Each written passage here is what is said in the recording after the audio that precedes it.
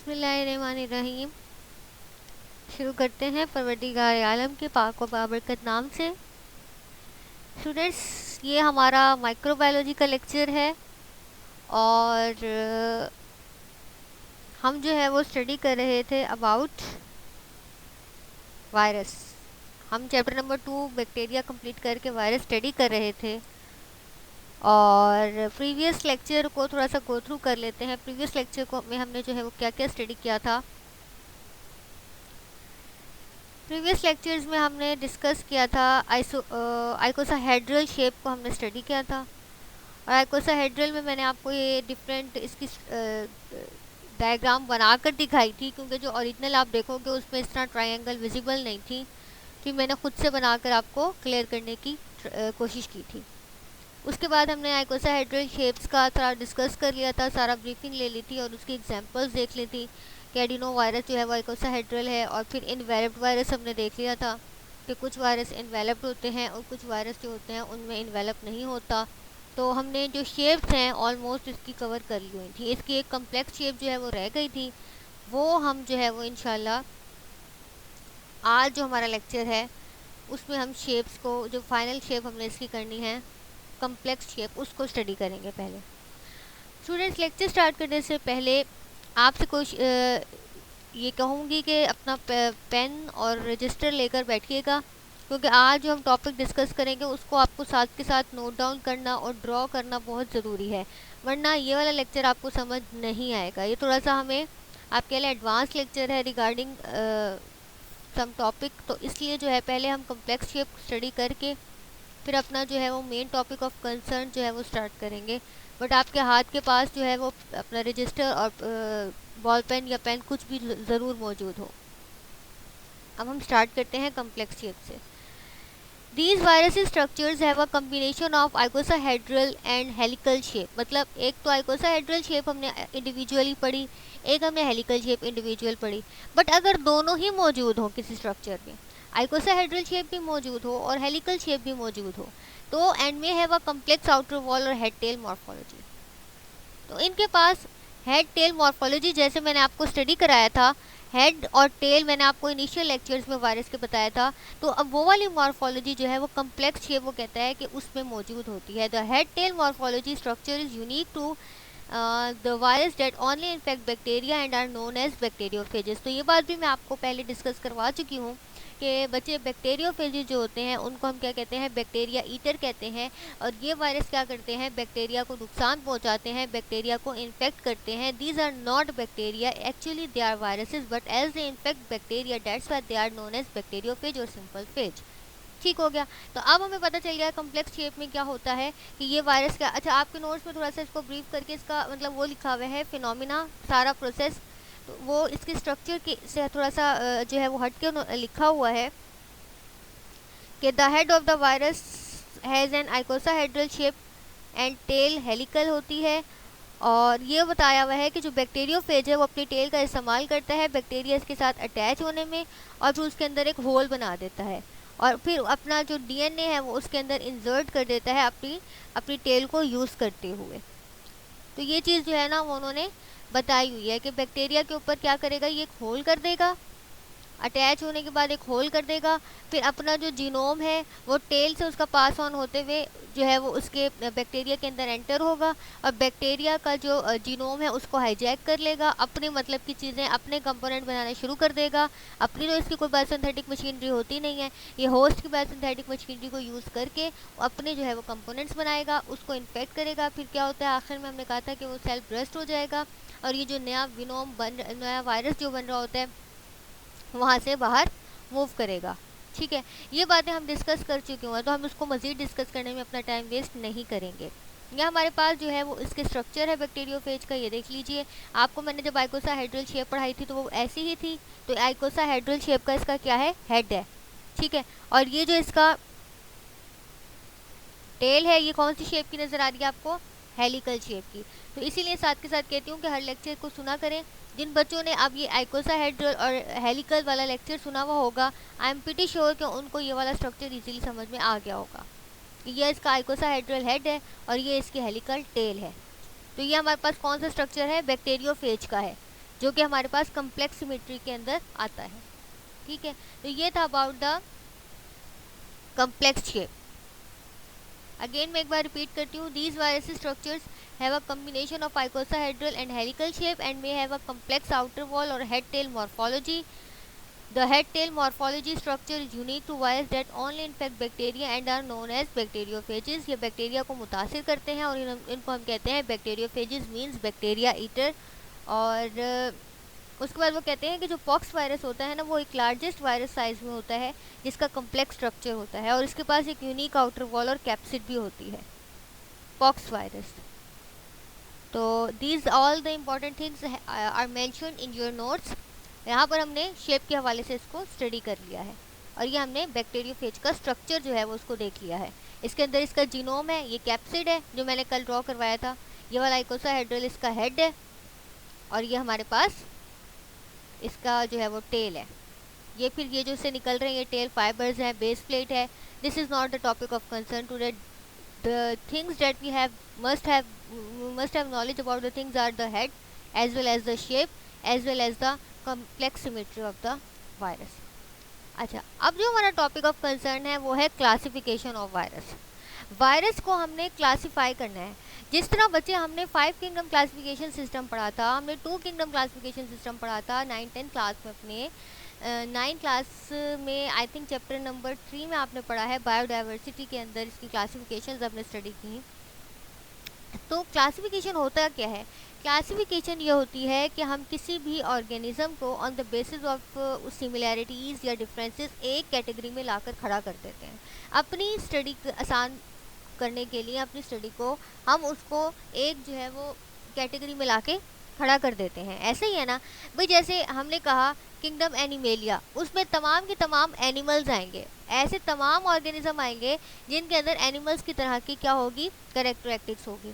इस तरह kingdom fungi, fungi यानी जो भी ऑर्गेनिज्म जिनके अंदर फंजाई की तरह की कैरेक्टरिस्टिक्स होंगी उनको हम प्लेस कर देंगे किंगडम फंजाई में। इस ये होता है क्लासीफाई करना on the basis of their similarities and as well as their differences. अब जो हमारे पास वायरस है उसको हम क्लासीफाई करेंगे, उसको एक नाम देंगे, और ये नहीं कि हम एक बेस पे मुख्तलिफ बेसिस के ऊपर मुख्तलिफ चीज़ों को बेस बनाकर वायरस को क्लासीफाई कर देते हैं। क्यों किया हमने ये सब? For the ease of studies, उसको पढ़ना हमारे लिए आसान हो जाएगा। फॉर एग्जांपल, एक बंदा चाह रहा है कि मैं मॉर्फोलॉजी के हिसाब से वायरस को स्टडी करूं, एक चाह रहा है कि मैं उसको उसके जीनोम के हवाले से स्टडी करूं। तो हर बंदे ने डिफरेंट टॉपिक पे उसको स्टडी करना है, तो अकॉर्डिंगली ही उसकी क्लासिफिकेशन हुई भी है। तो virus classification is a process of naming and placing virus in taxonomic system. ठीक है, हमने इसको नेम दिया इसको और प्लेस किया एक टैक्सोनॉमिक सिस्टम की। जैसे हमने आपने बायनोमियल नोमेनक्लेचर पढ़ा था, एक जीनस नेम होता है, एक स्पीशी नेम होता है। वायरस एज सच इसके अंदर ये चीज़ नहीं होती। हम वायरस को क्लासीफाई करते हैं the process of naming and placing virus in taxonomic system. Virus are mainly classified on basis of phenotypic characteristics such as. Phenotype क्या होता है? यानी कि जो भी चीज़ है वो अपीयर हो रही है। जीनोटाइप जो उसका जीनोमिक एक्सप्रेशन होता है, और जो वो जीनोमिक एक्सप्रेशन नज़र आ रहा होता है फिजिकली, उसको हम कहते हैं फिनोटाइप। जैसे अगर किसी का जीनोम मेकअप है कि उसकी आइज़ जो है वो ब्लू कलर की होंगी, तो वो जो उसका जीनोमिक मेकअप है वो उसका जीनोटाइप होगा, और वो जो ब्लू आइज़ अपीयर हो रही होंगी वो उसका फिनोटाइप होगा। तो viruses are mainly classified on base of phenotypic characteristics, जैसे उसकी मॉर्फोलॉजी, उसकी शेप और उसकी फॉर्म। मॉर्फोलॉजी होती है फॉर्म, शेप्स। फिर न्यूक्लिक एसिड टाइप यानी उसका जीनोम कौन सा है। I have told you in the previous lecture कि वायरस के अंदर डीएनए भी हो सकता है और वायरस के अंदर आरएनए भी हो सकता है। तो अकॉर्डिंगली हम वायरस को क्लासीफाई कर देते होते हैं। ठीक है, जिनके अंदर डीएनए होगा उनको हम अकॉर्डिंगली क्लासीफाई कर देंगे, जिनके अंदर आरएनए होगा उनको भी हम अकॉर्डिंगली क्लासीफाई कर देंगे। Host organism and type of disease, यानी कि उसका होस्ट कौन सा है जिसको मुतासिर कर रहा है। टाइप ऑफ डिजीज, जैसे टोबैको मोज़ेइक वायरस है, tobacco mosaic virus on the basis of host कह रहे हैं ना, टोबैको होस्ट है उसका, टोबैको प्लांट, तो वो टोबैको मोज़ेइक वायरस, हमने उसको एक नाम दे दिया। तो हम वायरस को क्लासीफाई करते हैं on the basis of different you can say characteristic, जैसे कि मॉर्फोलॉजी के हिसाब से, न्यूक्लिक एसिड की टाइप्स के हिसाब से, और host organisms and type of disease के हिसाब से। ये ज़रा आप लोगों ने अटेंटिव होकर लेक्चर सुनने हैं। This are quite important lecture for their viva as well as for your theory। Virus को हमने क्लासीफाई करना है। Currently there are many schemes for the classification of virus. हम बहुत ज़्यादा स्कीम्स हैं जिसके मुताबिक जो है वो वायरस को क्या कर देते होते हैं, क्लासीफाई कर देते होते हैं। सबसे पहले है बाल्टीमोर क्लासिफिकेशन। क्या वर्ड है? Baltimore classification. ICTV यानी international committee on taxonomy of virus. I से इंटरनेशनल, सी से कमेटी, टी से टैक्सोनॉमी और वी से वायरस। टैक्सोनॉमी हम 9th क्लास में पढ़ चुके हुए हैं, ठीक है। और फिर है classification on the basis of capsid symmetry. Capsid की जो सिमेट्री होगी उसकी बेस पर हम इसको क्लासिफाई करते हैं। अब आपको समझ में आ रहा है कि कैप्सिड को क्यों इतना मैंने फोकस किया था प्रीवियस लेक्चर्स में। मैंने आपको शेप को इतना ज़्यादा क्लियर क्यों अंडरस्टैंड करवाया था, बिकॉज अगर आपको वो स्टैंड समझ में नहीं आएगा, वो सिमेट्री समझ में नहीं आएगी, तो ये क्लासिफिकेशन भी समझ में नहीं आएगी, ठीक है। तो हमने क्लासिफिकेशन करनी है ऑन द बेसिस ऑफ, आप कह लो अभी जो बाल्टीमोर क्लासिफिकेशन है ना, ये on the basis of genome है, यानी कि उसका जीनोम किस टाइप का है। जीनोम होता क्या है, मैंने आपको बताया था कि जीनोम जो है वो जो कैप्सिड के अंदर इनक्लोज होता है, डीएनए या फिर आरएनए, उसको हम कह देते थे जीनोम। या तो डीएनए होता था या फिर आरएनए होता था, दोनों जो है वो एक साथ एग्जिस्ट नहीं करते वायरस में। तो हमने कहा बाल्टीमोर क्लासिफिकेशन है ICTV, आई से इंटरनेशनल, सी से कमेटी, टी से टैक्सोनॉमी और वी से virus. International committee on taxonomy of virus system और classification on the basis of capsid symmetry. ये तीन जो है वो बेसिकली, और भी बहुत ज़्यादा होते हैं, बहुत ज़्यादा होते हैं, but on the base because we have to cover these classification efficiently, के साथ आपको याद भी हो, तो जो इम्पोर्टेंट स्कीम्स हैं वो यहाँ पर ली गई हैं। ये हमारा वायरस की क्लासिफिकेशन की बेस है। अच्छा, उसके बाद है हमारे पास बाल्टीमोर क्लासिफिकेशन। डेविड बाल्टीमोर अभी एक साइंटिस्ट था जिसको नोबेल प्राइज़ मिला था 1975 में। एक इतना बड़ा इसने काम किया कि इसने on the basis of genome virus को जो है वो क्या कर दिया, क्लासीफाई कर दिया। डेविड बाल्टीमोर, जिसको मैंने बताया 1975 में नोबेल प्राइज़ मिला, proposed a classification based on the genome of virus. जो किस पर बेस्ड था? जीनोम ऑफ वायरस पर। Baltimore classification scheme place viral into 7 groups. और इसने जो है वो वायरस को प्लेस किया कितने ग्रुप्स में? 7 ग्रुप्स में। बाल्टीमोर ने जो है वो 7 ग्रुप्स में जो है वो वायरस को क्लासीफाई किया। अच्छा, ये मैंने स्पेलिंग बाल्टीमोर के करेक्ट कर दिए हैं, BALTIMORE, बाल्टीमोर क्लासिफिकेशन।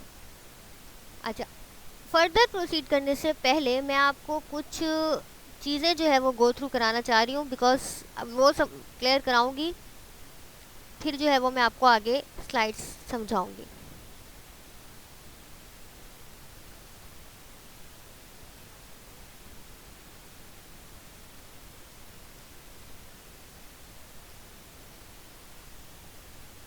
अच्छा, अभी मैंने आपको फिजियोलॉजी में भी इसलिए थोड़ा सा कवर कराया है कि यहाँ पर मैं आपको इतना ज़्यादा टाइम ना लगे, हम जो वो है उसी को कंसर्न करें। मैंने आपको फिजियोलॉजी जो आज हमने पढ़ी, जिसमें हमने जो है वो राइबोसोम्स का पढ़ा, उसमें मैंने आपको ट्रांसक्रिप्शन ट्रांसलेशन का बताया था। वो बताने की ज़रूरत ज़्यादा, मतलब इसलिए वहाँ पर कवर कराया था कि माइक्रो में भी उस चीज़ को बहुत ज़्यादा यहाँ पर आज के लेक्चर में उसका फोकस है। तो बच्चों, मैंने आपको अभी हमने इस लेक्चर में पढ़ा कि ये हमारे पास डबल स्टैंडर्ड होता है डीएनए। ये देखें, ठीक है। ये डबल स्टैंडर्ड डीएनए क्या करता है, गौर से देखनी है ये चीज़ें, ये आगे बहुत काम आएंगी। ये डीएनए हमारे पास, ये डीएनए क्या बनाता है? आरएनए। ये डीएनए क्या बनाता है? आरएनए।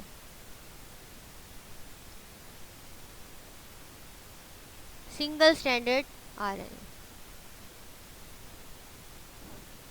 ठीक है। ये आरएनए कौन से वाला आरएनए होता है?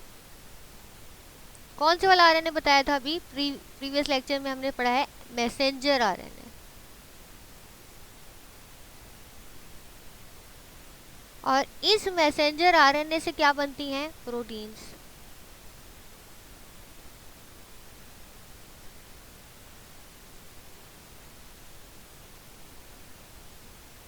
ठीक है। डीएनए से आरएनए का बनना क्या कहला रहा था हमारे पास? ट्रांसक्रिप्शन।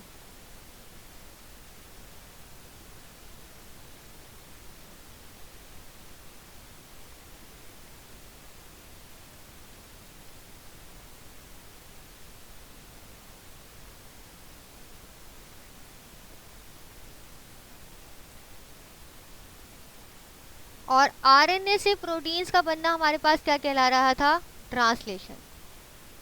यहाँ तक तो हमने अभी अभी पहले भी क्लियर किया है अपना कॉन्सेप्ट कि ट्रांसक्रिप्शन क्या होता है और ट्रांसलेशन क्या होता है।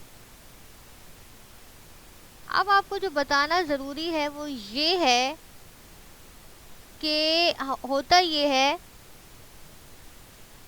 कि बाज़ औक़ात ऐसा नहीं है कि सिर्फ डीएनए से आरएनए ही बनता है, बाज़ औक़ात आरएनए से डीएनए भी बन रहा होता है, आरएनए से डीएनए भी बन रहा होता है। अब चूंकि ये जो डीएनए से आरएनए बनना है वो है ट्रांसक्रिप्शन। अगर मैं आरएनए से डीएनए को बनाऊं, इसको हम थोड़ा सा हाईलाइट करते हैं कि अगर हम क्या करें कि आरएनए से डीएनए को बनाएं। अभी इसका उलट हो रहा है ना भाई, ये ट्रांसक्रिप्शन हो रही है, लेकिन अगर आरएनए से डीएनए बन रहा है तो ये क्या हो रही है? रिवर्स ट्रांसक्रिप्शन हो रही है। कह सकते हैं ना ट्रांसक्रिप्शन का उलट हो रहा है। रिवर्स का मतलब क्या होता है? उल्टा होना। रिवर्स ट्रांसक्रिप्शन हो रही है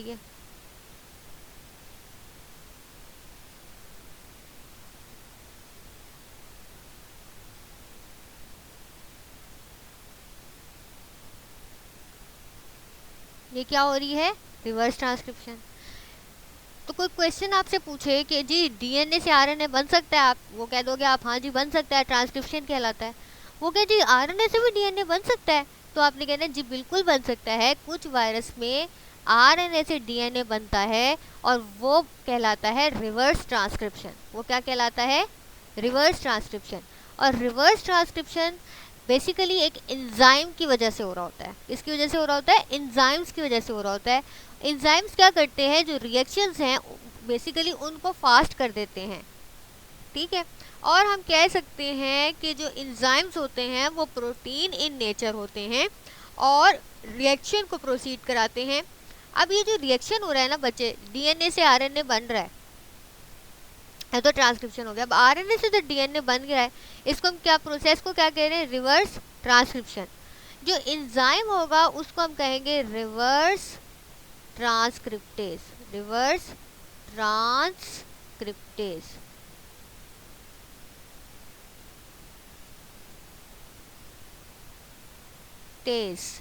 जो प्रोसेस हो रहा होगा उसके आगे आपने ASE लगा देना है। जब भी ASE लग रहा होगा ना वो एंजाइम को शो कर रहा होगा। जहाँ पर भी आपको एज नज़र आ जाए, अगर एंजाइम सुक्रोज पर एक्ट कर रहा है तो सुक्रोज क्या है? एक शुगर है, तो वो सुक्रेज कहलाएगा। अगर वो माल्टोज पर एक्ट कर रहा है, माल्टोज भी एक शुगर है, कार्बोहाइड्रेट है, तो ये माल्टेज कहलाएगा। लिपिड्स पे तो लाइपेज कहलाएगा। मतलब अगर एज आ रहा है ना तो मतलब ये एंजाइम ही है। और अगर जो उसका प्रीवियस नाम है वो अकॉर्डिंग टू ये कि वो किस सबस्ट्रेट पर या किस चीज़ पर एक्ट कर रहा है।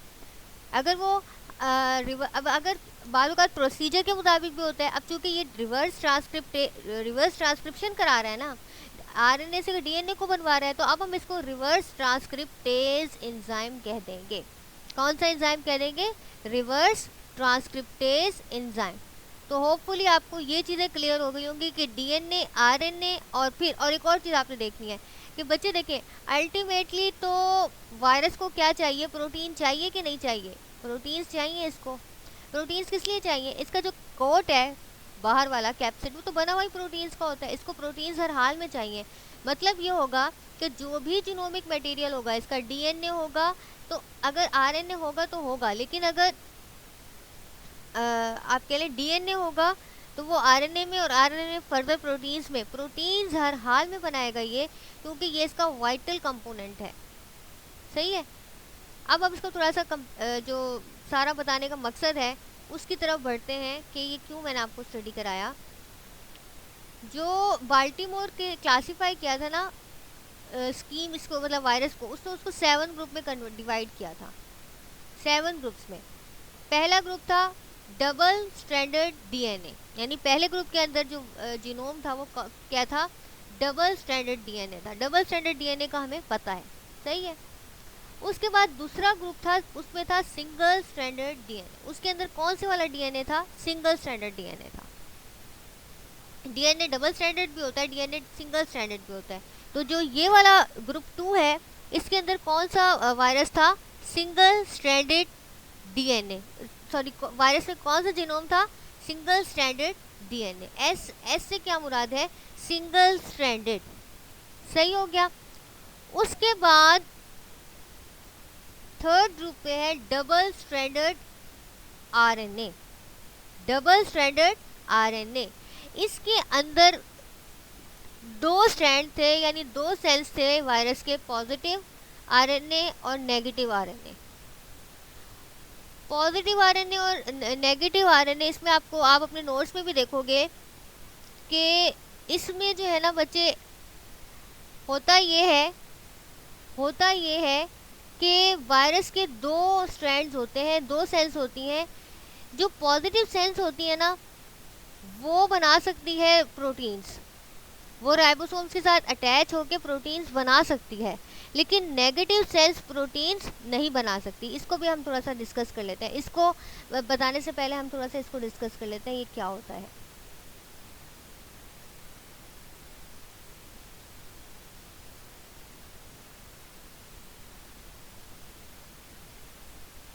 ये देखें, हमारे पास ये, हमें पता है ना सिंगल स्ट्रैंडेड क्या है? आरएनए। आरएनए भी दो तरह के होते हैं, एक होता है पॉजिटिव सेंस और एक होता है नेगेटिव सेंस। पॉजिटिव सेंस और नेगेटिव सेंस। जो पॉजिटिव सेंस होगा, एक्चुअली ये वाला जो है वो अपना काम करता है, यानी ये वाला आरएनए अटैच होता है किसके साथ? राइबोसोम के साथ, जो मैंने आपको फिजियोलॉजी के लेक्चर में बताया। राइबोसोम के साथ अटैच होगा जब ये होस्ट के सेल में एंटर होगा, और फिर क्या बना देगा? प्रोटीन्स बना देगा, जो कि वायरस को बनानी ही होती हैं, जो पॉजिटिव सेंस होता है।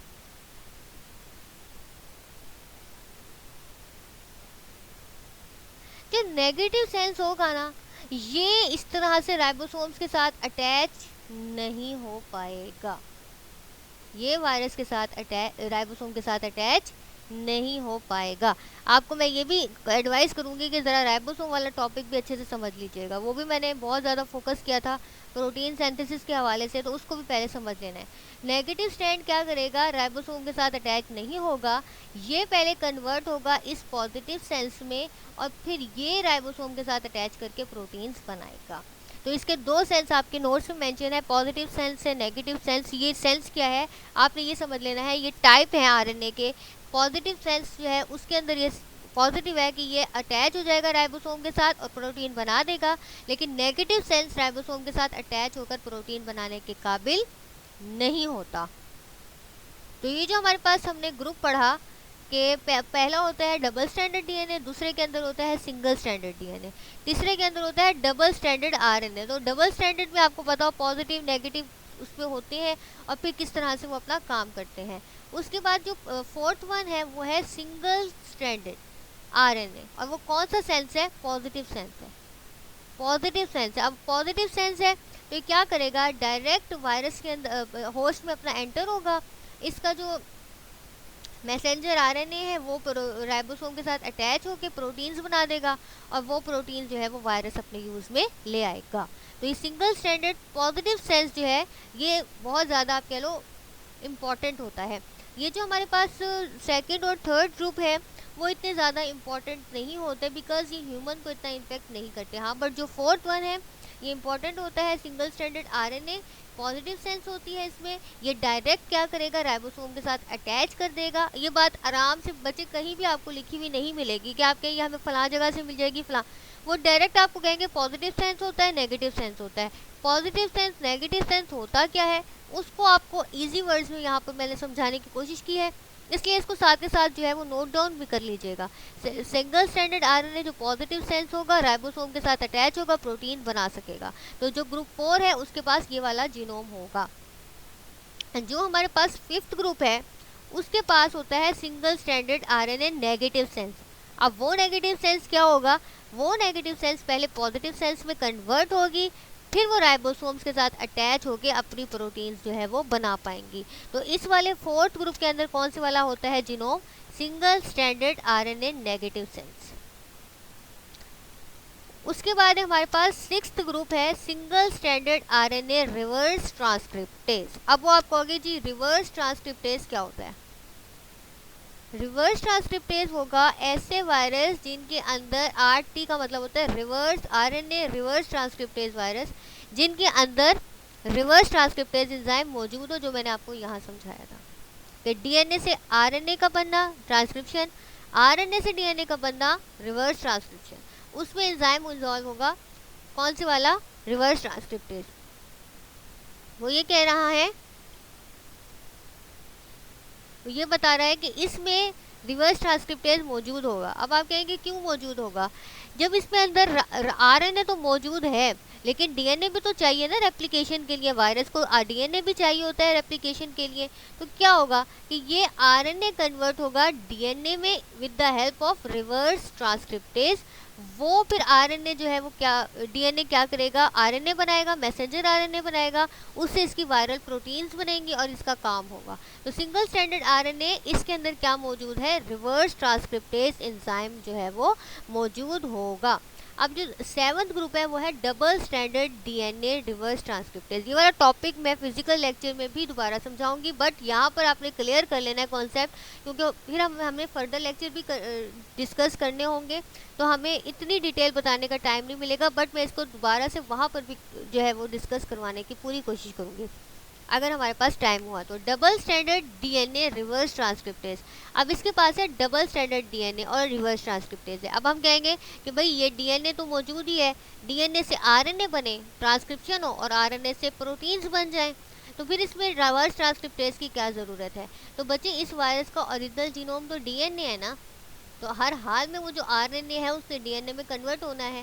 भाई डीएनए से आरएनए और आरएनए से प्रोटीन्स तो बन गई, लेकिन अब उसने डीएनए भी तो बनाना है। वायरस ने जो उसकी न्यू प्रोजेनी होगी, जो नए वायरस होंगे, उनके लिए डीएनए भी तो बनाना है ना। तो वो डीएनए कौन बनाएगा? Reverse transcriptase. जो हमारे पास मैसेंजर आरएनए बना है, वो जो है वो दोबारा से डीएनए बनाएगा न्यू प्रोजेनी के लिए। जो वायरस नया है उसका ओरिजिनल जीनोम जो है वो डीएनए है, वो बनाने के लिए रिवर्स ट्रांसक्रिप्टेज यूज़ होगा।